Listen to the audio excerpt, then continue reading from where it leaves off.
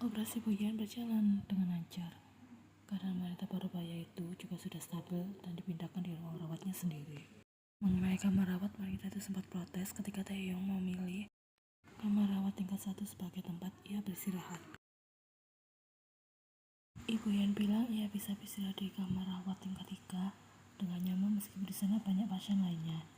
Namun Taeyong tutup telinga akan hal itu dan tetap memilih kamar rawat tingkat 1.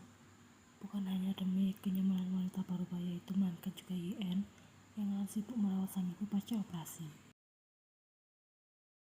Tentunya Yen juga butuh istirahat jika ruang kawat yang cukup. Jika berada di kamar tingkat 3, di mana mantan istrinya itu bisa tidur dengan nyaman. Sementara di kamar rawat tingkat 1, tempatnya cukup luas dan ada kamar khusus untuk keluarga pasien yang berjaga. Kau datang, kenapa betul sekali, sambut Yen ketika Donghae datang dengan Yeri dan membawa buah tangan sekeranjang buah-buahan segar. Tidak repot Nona, justru Nona yang selama ini repot karena harus turut mengurusi masalahku. Padahal jika mau memilih, Nona bisa abaikan saja, tapi Nona bahkan tak peduli meskipun sudah berulang kali kena semprot mulut kasar Naon. Aku sangat merasa bersalah dan meminta maaf padamu dengan tulus, ucap Donghae panjang. Sementara saya yang keperluan juga masih ada di sini, sudah asik bermain menyusun Lego dengan Yeri. Aku sudah berusaha semaksimal mungkin, namun Naon tidak mau mendengarkannya. Aku merasa sangat kasihan pada Yeri. Kasihan menatap gadis kecil itu jauh di sana. Sudah tidak apa-apa Nona. Memang 3 hari kemarin Yeri masih sangat rewel, tapi beberapa hari belakangan ini ia sudah terbiasa dengan suasana rumah. Aku merasa sangat bersyukur seluruh penghuni rumah bersikap sangat baik pada Yeri, ucap Donghae.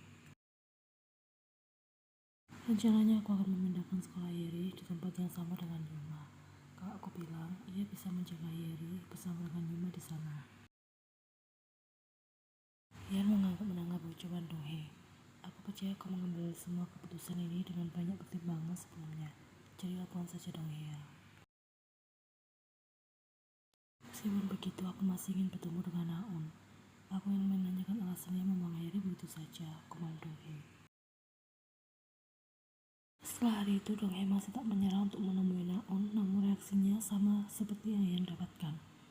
Ia diusir dari sana bahkan sebelum berhasil bertatap muka dengan gadis itu. Apa mungkin keadaan Naon masih belum membaik hingga ia akan bertemu dengan kita? Tanya Yen. Aku bahkan tidak yakin ia tengah sakit, jawab Donghae. Sebenarnya Yen juga, karena kemarin Naon sudah berbohong dengan berkata ia itu sedang cacar air. Namun ternyata kenyataannya tidak seperti itu. Aku pasti akan mencari tahu yang sebenarnya. Nona tunggu saja kabar dariku, ucap Donghae. Ya Donghae, kasihan juga jika Yeri dibiarkan begitu saja. Setidaknya Naon harus bicara baik-baik hingga Yeri bisa mengerti. Mengapa sekarang ia harus tinggal bersama denganmu, balas Yen. Dia akan melakukannya suatu hari nanti. Aku tidak akan membiarkan putriku tumbuh dengan rasa penasaran mengapa omanya bersikap seperti itu padanya. Bersemangatlah Donghae, merawat anak kecil memang tidak pernah mudah. Namun saat melihat senyum serta tatapan polos mereka, itu seperti halnya obat penawar dari rasa lelah. Kau benar Nona, meskipun untuk saat ini senyum Yeri masih sangat pelik sekali, tapi aku akan memastikan kalau Yeri akan tumbuh menjadi gadis yang ceria dan penuh dengan semangat, ucap Donghae dengan tulus. Meskipun Yeri belum terbiasa hidup dengan apanya, namun Yen jauh lebih merasa tenang saat Yeri berada di bawah pengawasan Donghae. Lelaki itu terlihat lebih tulus untuk merawat putrinya. Apa Taehyung masih berada di tempat latihan? Tanya Donghae kemudian. Hari ini ia memang absen lantaran harus mendaftarkan Yeri masuk ke sekolah barunya. Iya, sebentar lagi ia pasti akan datang kemari karena sudah janji akan menjemput Sean dan membawanya pulang ke apartemen. Malam ini aku harus menginap di sini untuk menjaga ibu, jawab Yen. Keadaan ibu Nona sudah membaikkan. Donghae menatap wanita parubaya yang tengah beristirahat dengan lelap di ranjang pasien. Yen membalas dengan anggukan. Jika tidak ada kendala, berarti ibu sudah boleh pulang dalam beberapa hari ke depan. Syukurlah kalau begitu. Setiap hari Tae Hyung selalu bercerita jika ia khawatir pada Luna terlebih pada mantan ibu mertuanya. Padahal depan Hien lelaki itu tidak pernah menunjukkan rasa khawatir yang berlebihan. Lebih kepada mari lakukan hal yang terbaik yang bisa dilakukan untuk saat ini. Malam ini sepertinya aku tidak bisa pergi ke sana dan menemani Sean. Aku sedang terserang flu. Aku takut saya akan tertular. Maaf karena tidak bisa menepati janji. Kau pasti kerepotan malam ini. Aku berjanji akan segera kembali secepatnya. Raut wajah Hien sudah berubah khawatir setelah membaca pesan dari Tae Hyung barusan. Itu karena akhir-akhir ini Tae Hyung sangat sibuk sekali di tempat latihan. Aku jadi merasa bersalah karena sudah absen hari ini. Tae Hyung pasti kerepotan sendiri. Ucap Donghae setelah Hien mengabarkan keadaan mantan suaminya tersebut. Di mana alamat rumah sewa Tae Hyung? Aku ingin melihat keadaannya sebentar, balas Hien. Apa Nona akan membawa Sean ke sana juga? Tidak, untuk sementara, aku akan menitipkan Sean pada Jisung Opa. Ia sudah dalam perjalanan menuju kemari. Aku akan pergi setelah Jisung Opa datang, jawab Hien. Tak menunggu lama, Donghae segera memberikan alamat rumah sewa Tae Hyung. Jisung juga sudah datang dan mengatakan ia tidak keberatan untuk menjaga Sean. Beruntung Sean tidak rewel saat Hien pamit dan mendoakan agar ayahnya itu bisa segera sembuh hingga mereka bisa menghabiskan banyak waktu bersama lagi.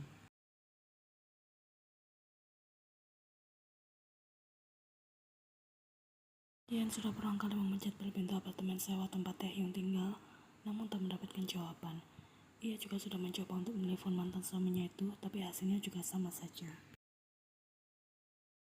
Dengan terpaksa, wanita itu menghubungi Donghae dan meminta password pintu apartemen Tae Hyung.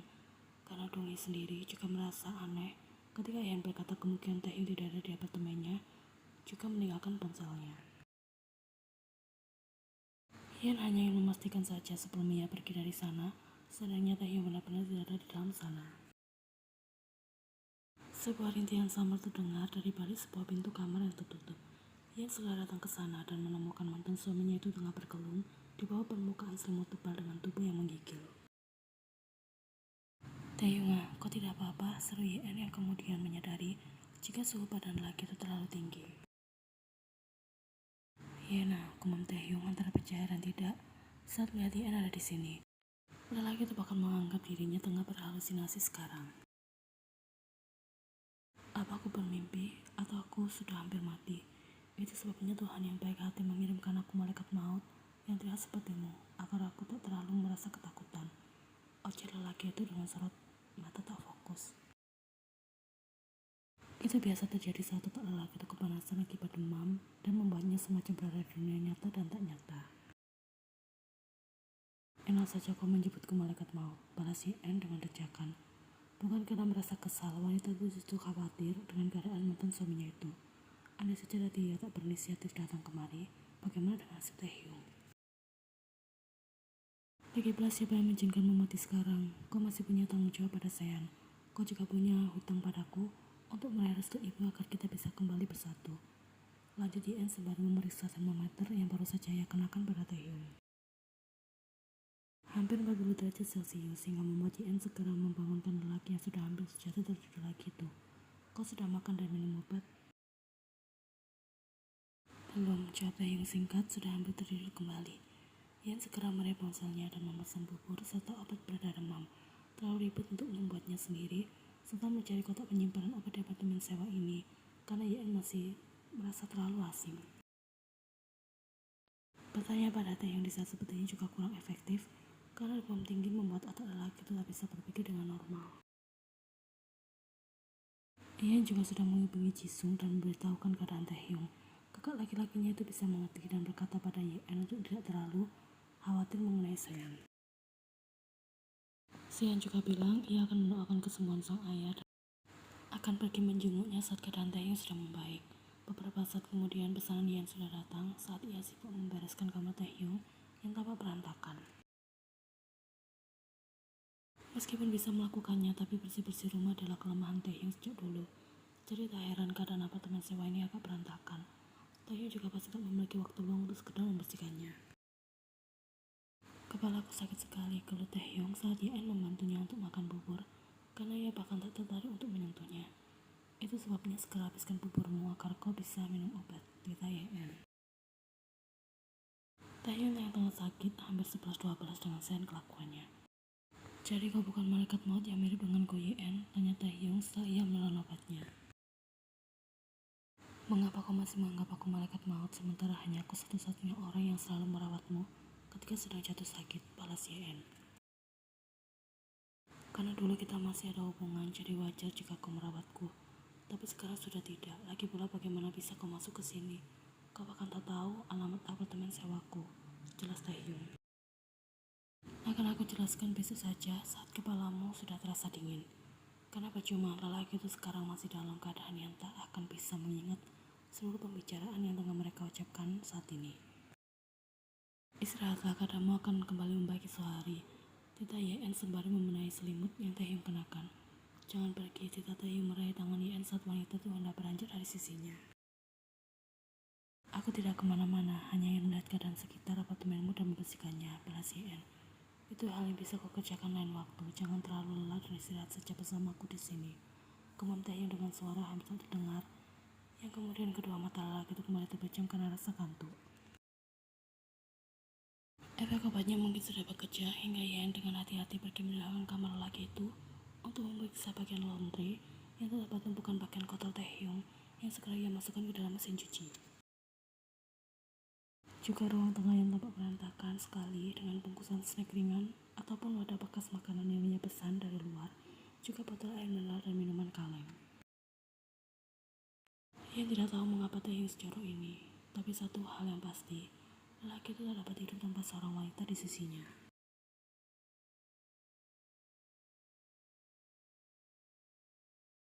Ketika Taehyung terbangun di pagi hari, ia langsung teringat jika kemarin malam ia datang kemari. Kondisi tubuh lelaki itu sudah jauh lebih baik, karena yakin ada Yeon yang merawatnya kemarin malam. Taehyung bergegas keluar dari kamar dan menemukan ruang tengah sudah dalam kondisi yang bersih, menambah keyakinannya akan kehadiran sang mantan istri. Menuju area dapur, ia bisa melihat Yeon yang tengah sibuk memasak sesuatu dengan celemek yang ia kenakan serta rambutnya yang diikat. Mengingatkan Taehyung jika hal seperti ini dulu menjadi pemandangan sehari-hari baginya.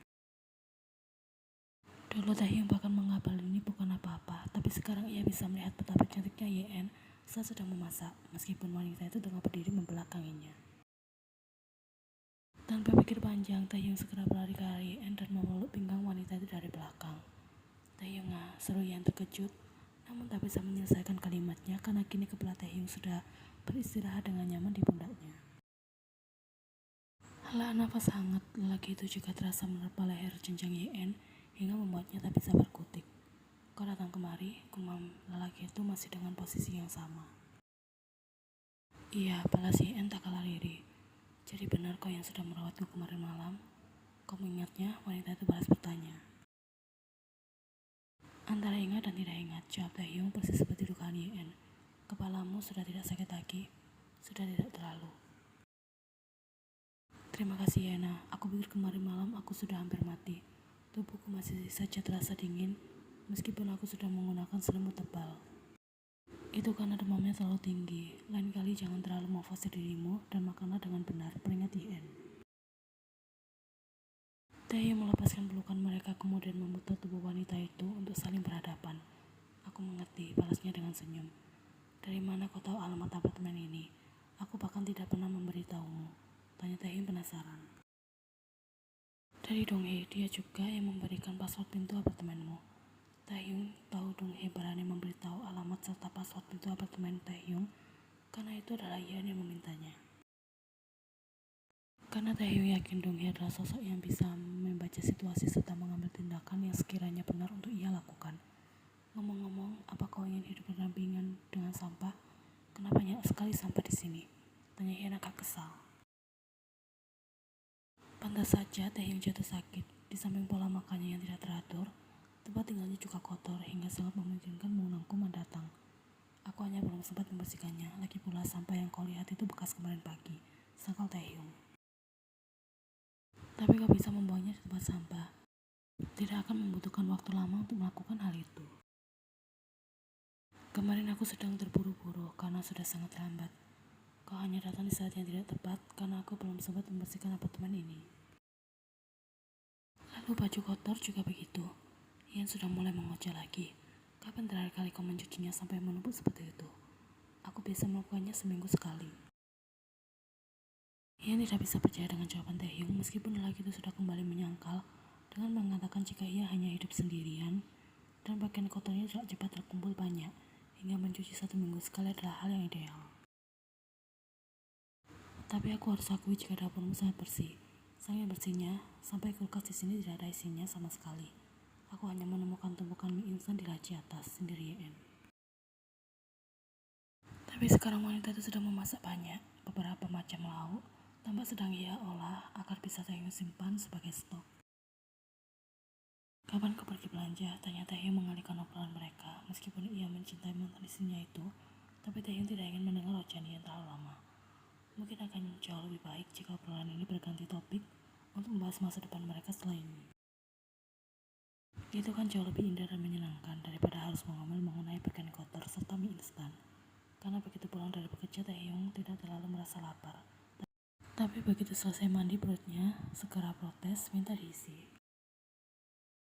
Setelah beberapa waktu menduda, lelaki itu telah bosan dengan menu makanan yang disediakan oleh restoran yang hampir setiap hari ia pesan, dan berakhir dengan memilih untuk menyimpan beberapa varian mie instan.